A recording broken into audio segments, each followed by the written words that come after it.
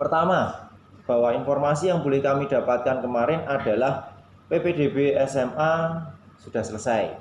Kita yang SMP diminta untuk memberikan fasilitas berupa pengumpulan ijazah asli, pemberian ijazah asli kepada orang tua dan siswa kelas 9. Cuma yang jadi masalah adalah ijazah ini belum sampai kepada kita, karena dari pusat pun juga belum terkirim, sehingga nulis saja juga belum. Maka ijazah yang baru dikirim kemarin hari Sabtu atau Minggu tanggal 5 Juli sekitaran itu bisa jadi kemungkinan baru kita dapatkan, kalau tidak Selasa ya Rabu.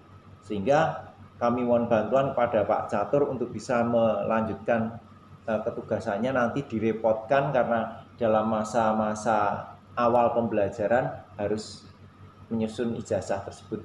Tapi saya yakin kemarin sudah disiapkan dalam format SKL, tinggal lanjut dengan tulisan saja, tidak mengedit banyak. Yang berikutnya Ibu Bapak terkait dengan kebijakan dinas yang lain adalah pertama, tahun ajaran baru, tahun pelajaran baru sudah dimulai besok tanggal 13 Juli, hari Senin depan, tepat 1 minggu dari hari ini. Maka mari kita mensikapi, kalau kemarin kita BDR, anak-anak juga BDR, kita piket, meskipun demikian ada beberapa guru yang full, mari kita memberikan pelayanan maksimal. Tetapi dinas Pak Budi Asrori, Pak Hasim kemarin juga menyampaikan bahwa tidak boleh mengajak siswa datang ke sekolah dengan bentuk apapun. Jadi 1-2 anak, kalau itu bukan pertemuan dalam jumlah banyak, jangan. Kalau seandainya anak bisa dikumpulkan tetapi di lain waktu, ya nanti kalau sudah zona hijau dan sudah diperkenankan. Karena syaratnya seperti itu, nanti daripada kita kena teguran atau mungkin bisa jadi kita didatangi oleh dinas atau gugus kecamatan. Yang berikutnya, pemberlakuan BDR tetap dilakukan bagi siswa. Jadi 13 Juli tersebut besok anak-anak kita masih lanjut belajar dari rumah, maka mari kita memberikan fasilitas kepada anak-anak kita dalam bentuk pemberian layanan pendidikan daring maupun luring. Tetapi sekolah juga diberikan kesempatan untuk yang berikutnya, yaitu mempersiapkan diri untuk memfasilitasi saatnya nanti sudah masuk zona hijau, sudah bisa tatap muka, maka sanitasi cuci tangan wastafel yang diharapkan adalah permanen. Maka sementara yang kita belum permanen diharapkan dengan dana BOS untuk bisa dialokasikan. Kita memaksimalkan dana yang ada untuk pemberian fasilitas kepada anak nanti saat mereka sudah masuk. Yang berikutnya, tentu jelas anak-anak sudah wajib pakai masker, hand sanitizer, dan termogan sudah wajib ada. Lah, hal tersebut seperti yang saya matur bahwa ini bukan, sekali lagi bukan sombong-sombongan saya membawa face shield, tapi harapan saya adalah sekolah nanti bisa menyediakan face shield bagi guru melalui dana BOS juga. Kalaupun memungkinkan anak-anak tetap kita berikan pulsa, ya kita segera nanti kirimkan setiap pertengahan bulan. Tanggal 13 sudah akan mulai pembelajaran, kita kirimkan untuk siswa dan guru lebih awal sehingga mereka bisa mendapatkan pulsa itu lebih awal. Kemudian kita juga tidak lupa untuk menyiapkan face shield tersebut saat anak nanti masuk. Kalau seandainya dibawa pulang, ya tanggung jawab mereka harus mengembalikan kembali ke sekolah, atau mereka harus bawa sendiri baik masker maupun face shieldnya. Yang berikutnya, tahun 2021 tetap akan dilaksanakan ujian sekolah, tapi bedanya adalah ujian sekolah ini tingkat DIY, USDA. Nah, lebih tepatnya seperti itu. Untuk apa? Yang pertama untuk pemetaan, yang kedua untuk PPDB, karena kemarin tidak ada ujian. Bisa jadi ini menjadi masukan, menjadi evaluasi bagi dinas, gimana caranya orang-orang anak-anak disaring untuk masuk SMA. Dan caranya kemarin sudah dilakukan dengan membawa nilai-nilai SD, kemudian akreditasi sekolah maupun nilai dari sekolah sendiri.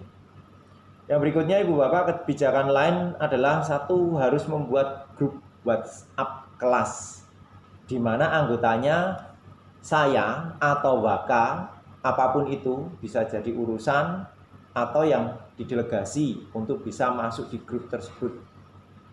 Yang kedua adalah guru yang mengajar di kelas tersebut. Wah, berarti semua guru nanti.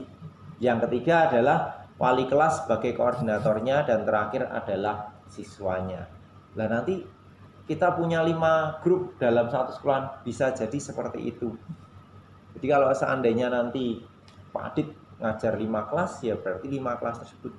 Berarti otomatis saya atau Waka nanti bisa jadi dimasukkan. Kalau Bundari saja sudah masuk di 5 kelas tersebut, ya monggo kita jadi setiap kelas punya grup agar informasi apapun lebih cepat.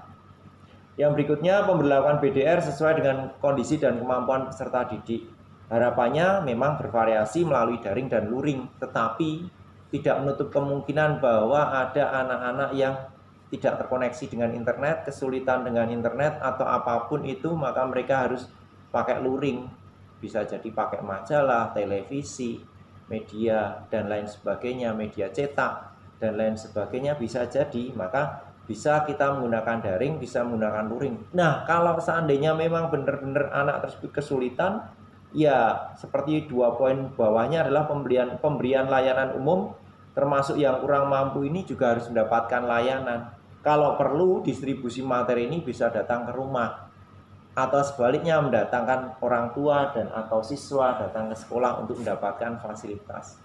Misalkan anak punya HP tetapi nggak punya pulsa, ya kita kirimi pulsa. Kalau kehabisan pulsa, datanglah ke sekolah, itu boleh. Yang berikutnya, bahwa jadwal yang akan kita buat dalam pembelajaran BDR ini mohon untuk bisa dikondisikan, dikoordinasi dengan pengawas dinas dulu. Dengan Bu Endang, bisa jadi nanti melalui Waka urusan kurikulum.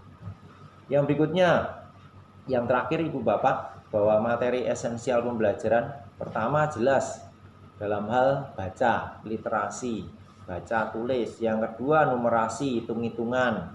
Yang ketiga, jangan lupa untuk memasukkan nilai karakter. 3 poin ini wajib kepada anak, kita bagikan kepada anak, kita berikan kepada anak. Dan yang tentunya tambahannya adalah kecakapan hidup, life skill, entrepreneur, atau yang lain sebagainya. Kalau mungkin kebugaran, bisa jadi kebugaran tambah entrepreneurnya. Bagaimana kita bisa mencetak pribadi-pribadi yang punya nilai jual.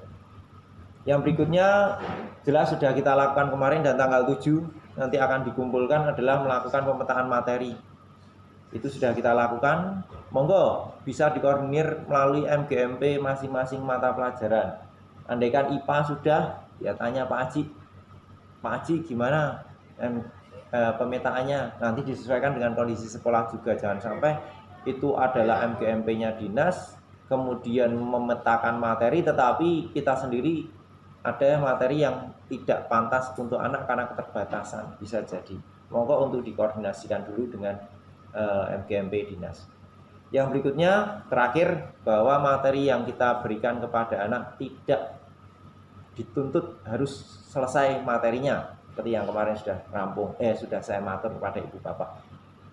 Tidak ada tuntutan penuntasan materi 100%. Nah, yang terakhir Ibu Bapak, mohon maaf kalau setiap Senin nanti kita ketemuan, kita diminta untuk mengumpulkan laporan kita. Harapannya nanti saya akan buat Google Form untuk Ibu Bapak isi, sehingga nanti file yang saya terima dalam bentuk Excel bisa saya kirim ke Bu Endang selaku pengawas dinas.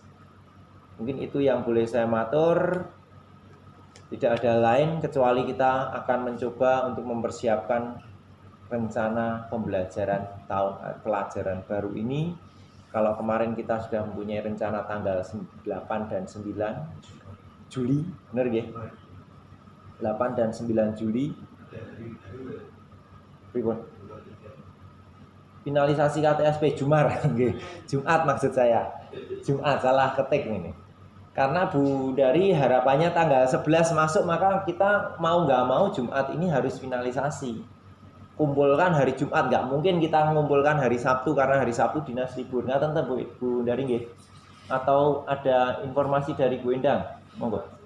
Tambahan aja, karena kan kita dikejar tanggal 11 itu kan, kemarin kan instruksinya kan harus sudah sampai di dinas. Nah, saya sudah mencoba membuat